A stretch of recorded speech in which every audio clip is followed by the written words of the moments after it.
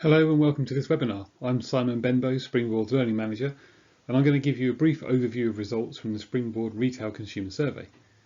We've carried out a survey of retail consumers every 4 months, during which we interview 1,500 consumers across the UK, focusing on 3 key themes: current consumer behaviour, how this is changing in a COVID world, and what does this mean for the success of retail destinations. So let's see how people are feeling about retail. Starting with the big question, we can see that over the last 8 months, people's confidence to go out shopping has been rising.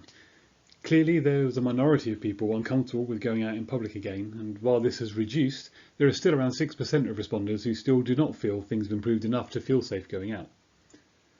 There's also a clear shift towards the positive end, as we can see both lower comfort levels are dropping as the higher comfort levels increase.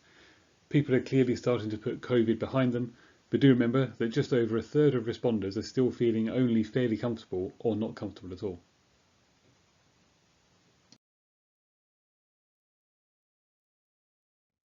As a natural follow-up to the previous question, we asked how often the sample had been shopping in the previous month.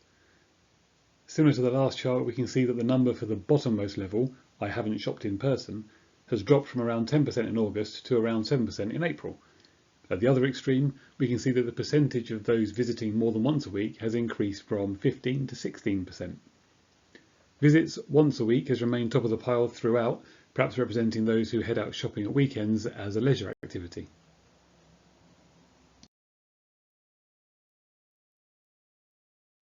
We were curious if people's habits had changed post-pandemic. Had the experience of visiting smaller centres and high streets been enough to keep them coming back, or have they started reverting back to the larger centres?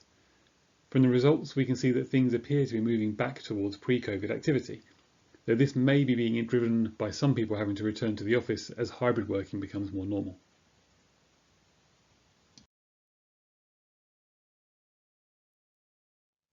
Thinking about the food and entertainment sector, we asked how frequently do people dine in at restaurants, and it appears that restaurants are seeing an improvement in fortunes following the severe challenges during COVID. The number of respondents who said they never or occasionally dine out have both dropped, while those dining out monthly or more have increased, so some good news for the food industry.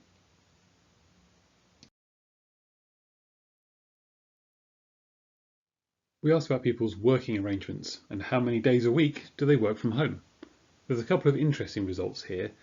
Those who responded, "I am not employed," has dropped in the last 4 months, which is a positive sign for employment. There's also been a steady increase in those who are back in the office either 5 days a week or hybrid working. Clearly the 5 days at home working crowd has diminished. I was surprised at how many people have been required to return to the office full time, though they are still outnumbered by those on a hybrid or fully working from home model. In our April survey, we decided to add in a question around which days of the week people were working in the office, assuming they were not in 5 days a week. Unsurprisingly, people are more likely to avoid attending the office on Fridays. Who doesn't like to finish at 5 on a Friday and hit the weekend running without having to commute home first? The rest of the week is pretty even, though Wednesday sees the largest number of people in the office. Looking at how the habits of those working at home have changed since COVID, we can easily see that the 2 biggest changes are visiting retail destinations less frequently and, ironically, no change at all. However, there are lots of additional visits coming in as well, represented by the other lines: changes in the days of the week people visit, taking longer during visits, and combining shopping with dining and entertainment, and so visiting during the evening.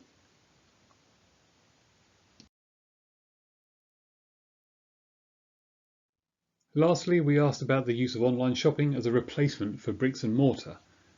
We can see that there are a consistent group who refuse to buy anything online, sitting stable at around about 6%. Interesting and reassuring is to see the higher choices, covering at least half their shopping or more, both dropping, and an increase in people buying less than half their shopping online. It'll be interesting to see how this continues to change in the coming months.